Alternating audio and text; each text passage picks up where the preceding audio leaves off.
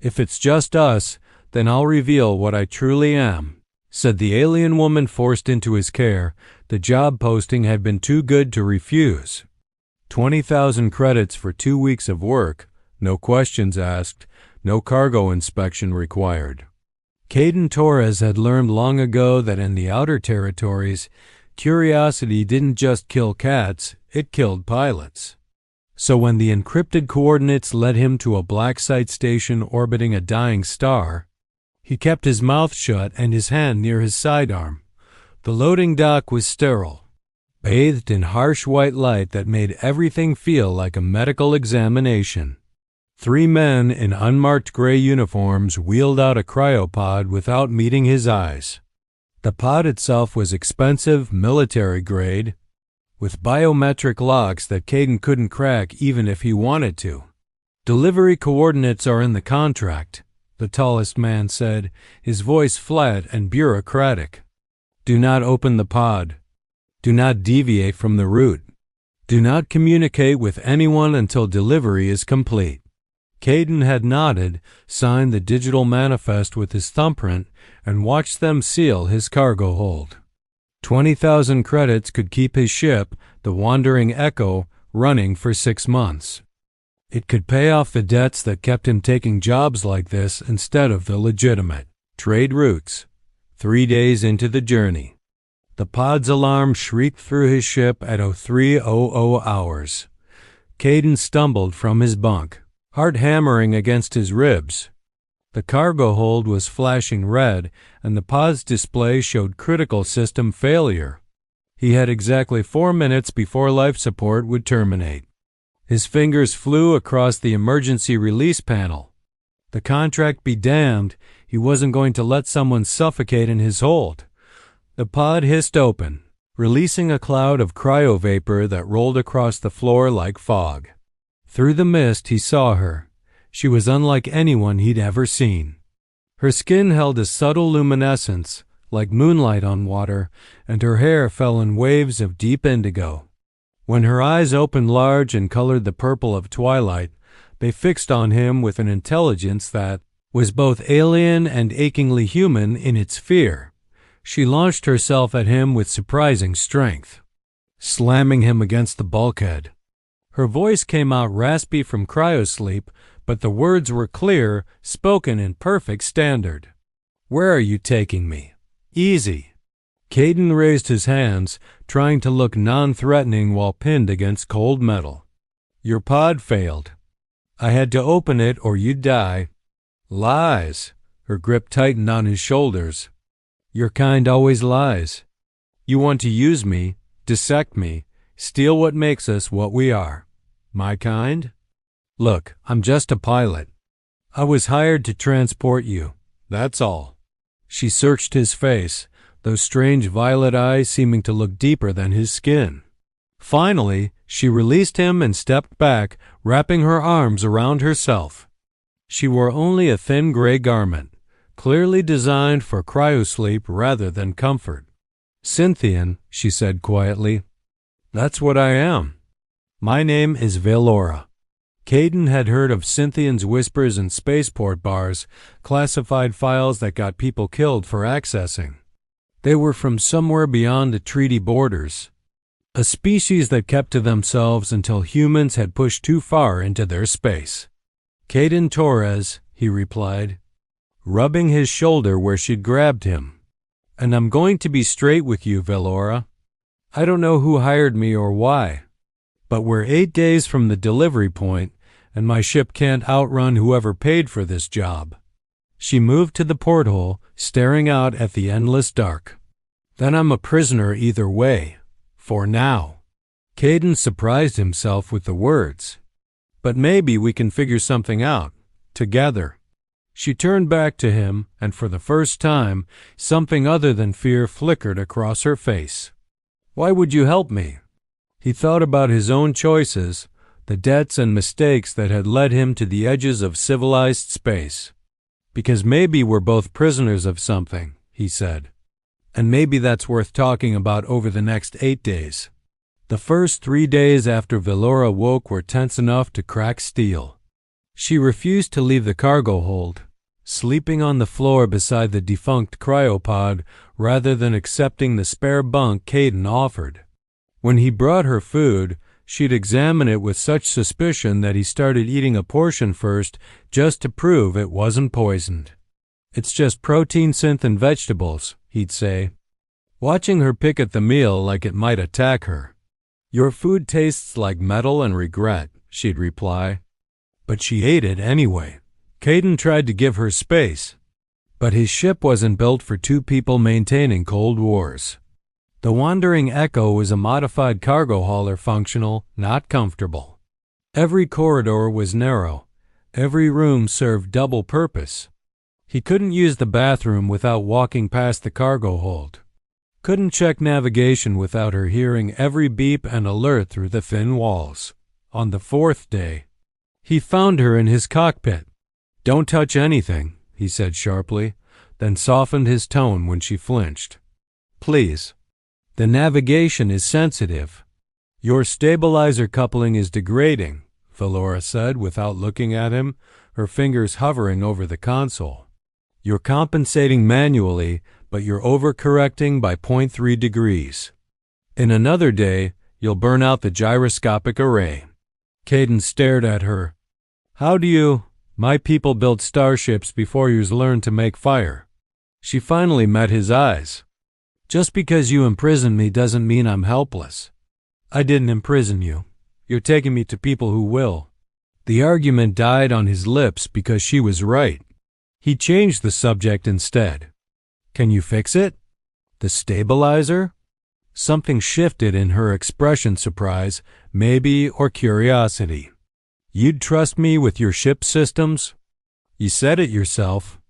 In another day, I'll have bigger problems." He pulled up the maintenance panel. "Besides, if you wanted to kill us both, you could have done it when you woke up." Valora studied him for a long moment, then moved to the panel.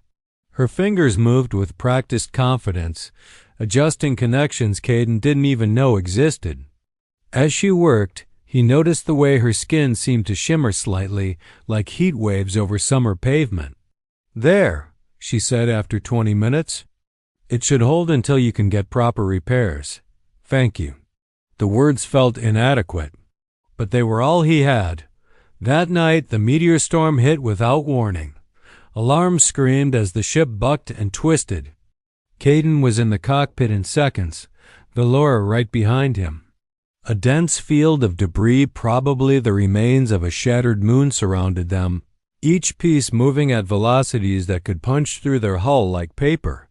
"I need you on the rear sensors," Caden shouted over the noise, his hands flying across the controls. "Call out anything larger than a fist coming from behind."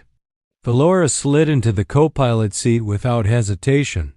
3 meters, port side. 5 meters, closing fast on starboard. They moved together like they'd done this 100 times before. Caden juked and weaved through the field while Valora's calls came rapid-fire and precise. When a boulder the size of a shuttle loomed directly ahead, she grabbed his arm and he felt a strange warmth spread from her touch. "Left now." Her voice was urgent but steady. He yanked the controls. The ship groaned, metal screaming in protest, but they threaded through a gap barely wider than their wingspan. Moments later, they burst into clear space, both breathing hard. "Are you hurt?" Valora's hand was still on his arm, and he realized she was trembling. "No, you?" She shook her head, then seemed to notice she was touching him. She pulled away quickly, but not before he saw something in her eyes concern that looked remarkably like care. "We make a good team," Caden said quietly. Valora stood, wrapping her arms around herself again, that defensive gesture he was learning to recognize. "Don't mistake survival for trust, Caden Torres." But as she walked away, he caught the smallest curve of her lips. Not quite a smile, but close enough to give him hope. The storm had damaged more than just their nerves. A hull microfracture meant they had to reroute life support, which meant the cargo hold was now uninhabitable. Valora moved to the spare bunk without comment, though Caden noticed she kept the door open at night watching, always watching. The ship felt different with her presence spreading through it. She was fastidiously clean, but she left small marks of habitation. A cup by the viewport where she'd stood watching the stars. A readjustment to the lighting temperature that made everything feel warmer. The faint scent of something he couldn't quite name that reminded him of ozone and gardens. On the 6th day, Caden found her crying in the observation bay. She tried to hide it, wiping at her face when she heard him approach, but the tear tracks caught the starlight. He almost left. Giving her privacy seemed like the kind thing, but something made him stay. Want to talk about it? He sat on the bench a respectful distance away. Why should I tell you anything? Her voice was rough. In 2 days, you'll hand me over like cargo. Maybe, or maybe I'm starting to think that was a mistake. The words surprised him as much as they seemed to surprise her. Tell me about your home, please. Valora was quiet for so long he thought she wouldn't answer. Then, slowly, she began to speak. Cynthia orbits twin suns. The light there is different, richer, somehow. We don't have seasons like you do. Instead, we have color shifts as both stars move through their cycles. During the violet hours, when the light is right, the whole world seems to glow. Her voice softened with memory. I had a garden. Nothing special, just flowers and teaching plants. I was a xenobotanist. Teaching plants? Plants that respond to learning, that grow based on what they experience. She almost smiled. I was studying whether they could develop something like memory. Then the human delegation came. They said it was a cultural exchange. An honor. My government chose me because I spoke standard, because I'd studied your people. Caden felt anger tighten his chest, not at her, but at the people who'd done this. How long have they kept you? 3 cycles. 3 of your years. Valora's voice cracked. They took me to research facilities, asked endless questions about our biology, our technology. They wanted to know about our sensory abilities. When I wouldn't tell them everything, they stopped asking and started testing. He reached out slowly, telegraphing his movement, and placed his hand near hers on the bench. Not touching, but close. An offering. I'm sorry.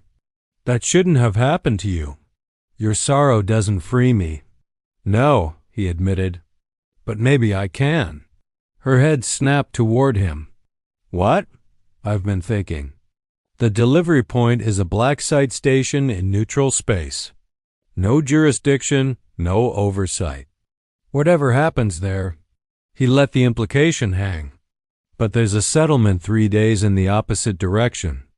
Independent colony, they don't ask questions.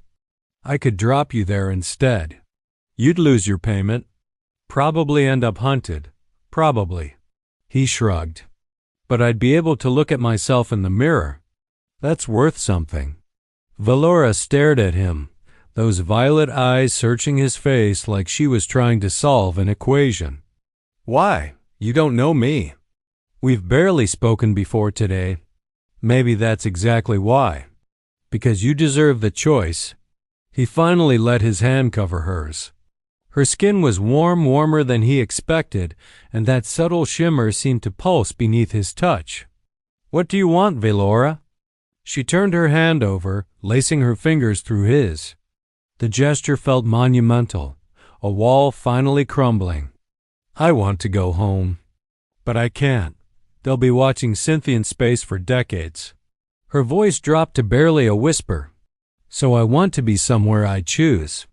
With someone who sees me as a person, not an asset. They sat in silence, hands intertwined, watching stars slide past the viewport. Caden felt something shifting in his chest, something that had been frozen for years starting to thaw. Can I tell you a secret?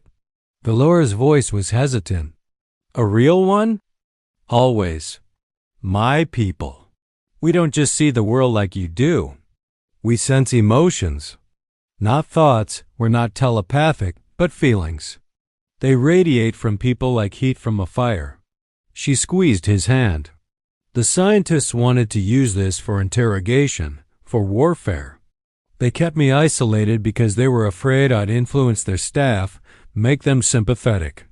Caden's throat went tight. What do you sense from me?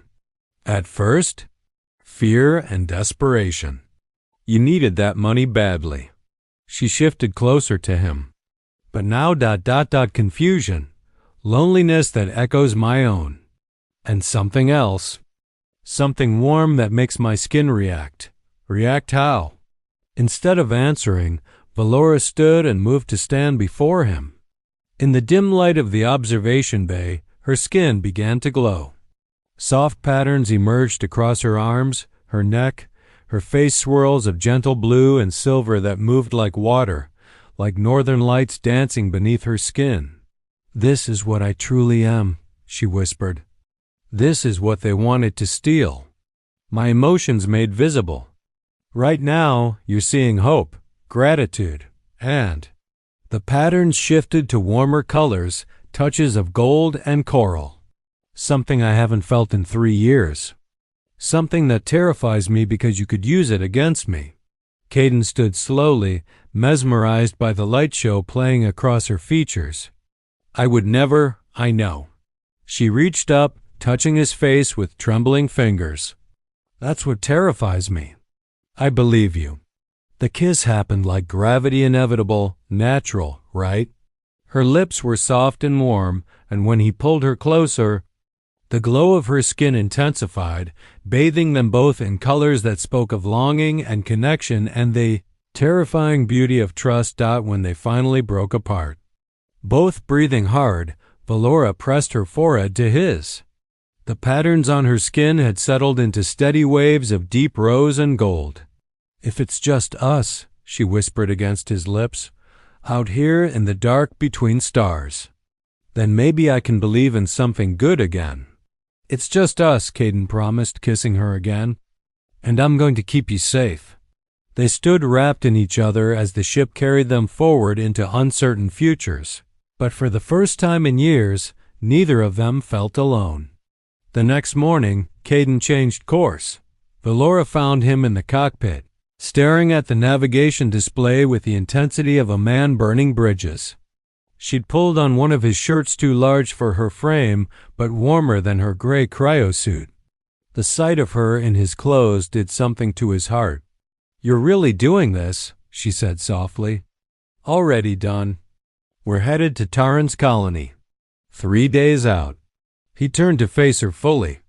They'll come after us eventually, whoever hired me.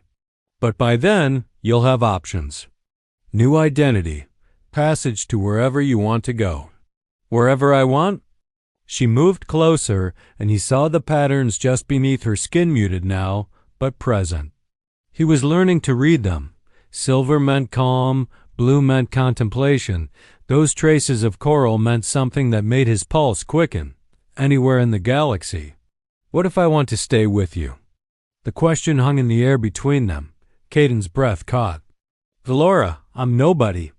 A pilot with debts and a ship that barely runs. You deserve, she pressed a finger to his lips, silencing him.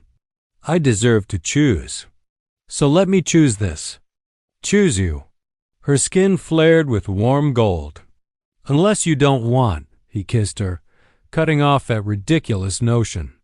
Against her lips he murmured, I want. God, I want. They spent those 3 days learning each other. Valora taught him to read her colors. Violet for sadness, green for peace, red for passion that left them tangled in his bunk while the stars wheeled past. Caden taught her the freedom of the outer territories.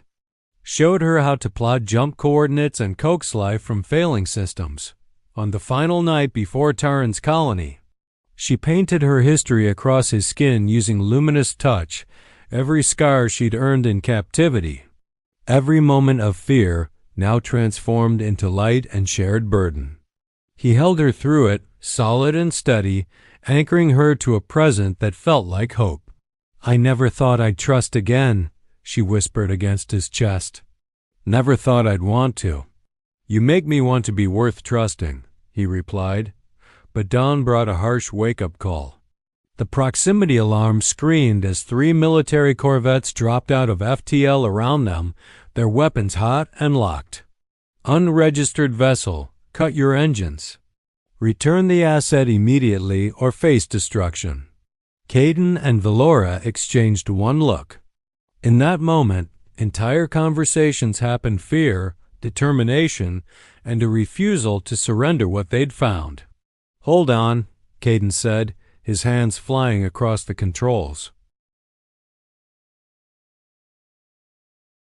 The wormhole, Valora said, pulling up stellar cartography. The unstable one, 40 degrees port. They won't follow us through. It's suicide. 50-50 chance we get torn apart. Her skin blazed with fierce crimson determination. Better than certainty of capture. I trust you, Caden. Trust me back. The corvettes were closing, weapons charging. Caden looked at this woman who'd become everything in just 10 days, who glowed with emotions he'd spent years trying to forget he could feel. Then he slammed the throttle forward. Helm, delay that order. The military channel screamed. You'll kill you both. Then we die free. Caden shouted back and aimed straight for the writhing mouth of unstable space-time. The wormhole caught them like a fist. Reality twisted, turned inside out, screamed in colors that shouldn't exist. Valora's hand found his, her skin erupting in every color at once: terror and exhilaration and absolute faith. The ship groaned, metal straining at seams, but she held together. And then, silence. They emerged into uncharted space, stars arranged in constellations no human had named. The corvettes were gone, unable or unwilling to follow. Alarms blared about damaged systems, but they were alive, they were together, and they were free. Valora laughed a sound of pure joy that he'd never heard from her before. Her entire body glowed like a captive star finally released. We made it. We actually made it. Caden pulled her into his lap, kissing her while she lit up the entire cockpit. Where do we go now? She cupped his face, her colors settling into steady, brilliant gold love made visible, hope given form. Everywhere. Nowhere. It doesn't matter. Her smile could have powered suns. As long as it's just us, choosing it together. Outside the viewport, a universe of possibilities stretched before them. The wandering echo might be damaged. They might be hunted. They might have nothing but each other and a ship held together with determination and luck, but they had freedom. They had choice. They had each other. And in the endless dark between stars, Valora's light was more than enough to guide them home, wherever they decided home would be. Caden kissed her again, feeling her pulse beneath his lips, her warmth in his arms, her trust in every luminous pattern that danced across her skin. Together, he promised. Together, she agreed, glowing brighter than the stars themselves, and the wandering echo flew on, carrying two souls who'd found in each other what they'd been searching for all along. Someone worth choosing, someone worth fighting for, someone worth being free with. The galaxy was vast, but it had just become infinitely smaller, because somewhere in the uncharted dark, two hearts beat as one, and that was universe enough. The end.